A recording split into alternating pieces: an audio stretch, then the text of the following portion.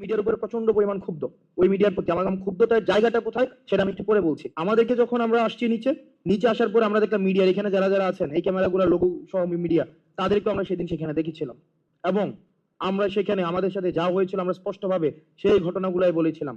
দুঃখজনক হলেও সত্য, আবার যখন আমাদের সেই ফোনে নিয়ে আসা হয় আমরা দেখেছি ডিজিএফআই ফোন দিয়ে সেটাকে ইন্টেনশনালি এই প্রত্যেকটা ভিডিওকে কাট করেছে এবং আমরা দেখেছি যে না এই হেডলাইন যাবে না, আপনারা এই হেডলাইন দেন, ভিডিওর এই অংশ যাবে না, আপনারা ওই অংশ দেন এবং নগ্নভাবে দেখেছি তৎকালীন মিডিয়ারা তারা যে প্রেসক্রিপশন দিয়েছে ওই প্রেসক্রিপশন অনুযায়ী হচ্ছে ভিডিও প্রচার করেছে, ওই প্রেসক্রিপশন অনুযায়ী হচ্ছে বক্তব্য প্রচার করেছে।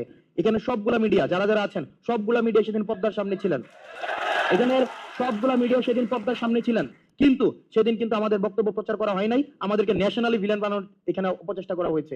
এবং ওই 2 দিন আমরা ওই সেফ রুমে বসে দেখেছি যে মিডিয়া আসলে মিডিয়া হাউস থেকে নিয়ন্ত্রণ করা হয় না, এটা গণভবন থেকে প্রেসক্রিপশন দেওয়া হয় এবং প্রত্যেকটা জিনিস ডিজিএফআই নিয়ন্ত্রণ করে। যে আমি আজকে একটু অ্যাড করতে চাই যে এই বাংলাদেশে 24 পরবর্তী বাংলাদেশে মিডিয়ার ভূমিকাটা আমি আসলে কেমন দেখতে চাই।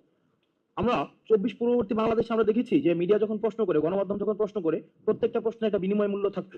আমরা যখন দেখেছি যে প্রধানমন্ত্রীকে প্রশ্ন করা হতো, এই প্রশ্নের মধ্য দিয়েই কিন্তু পূর্বাচলের একটি ফ্লাড নিশ্চিত হওয়ার একটা সম্ভাবনা থাকতো, অথবা এই প্রশ্নের মধ্য দিয়েই কিন্তু ইউএসএ তে প্রধানমন্ত্রীর সফর সঙ্গী হওয়ার একটি হয়তো দরজা উন্মুক্ত হতো। অর্থাৎ এই যে বিনিময় মূল্যের যে জায়গাটি সেটি কিন্তু গণমাধ্যম কর্মীদের মধ্যে ছিল। একটি কালেকটিভ যে প্রচারণা, একটি বিমর্ষ ভূগোল চোখের মতো যে তুষণের যে একটি স্থূল মন মানসিকতা পুরো মিডিয়ার ছিল। আমি আপনাদের কাছে আমার প্রত্যাশা থাকবে 24 পরবর্তী বাংলাদেশে আপনারা গণভবন মুখী আর হবেন না, আপনারা হচ্ছেন জনগণমুখী হন।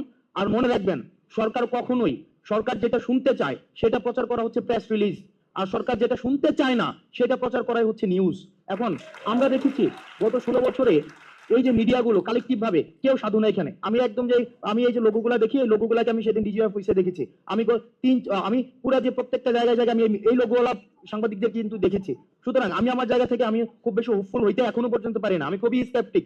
সেই জায়গা থেকে আমি আপনাদের কাছে প্রত্যাশা করব যে 24 পরবর্তী বাংলাদেশে আপনারা ফ্যাক্টকে তুলে ধরুন।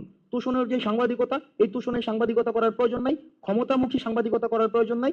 আপনারা মানুষ যেটা সরকার শুনতে চায় না সেই জিনিসগুলো হচ্ছে তুলে ধরুন।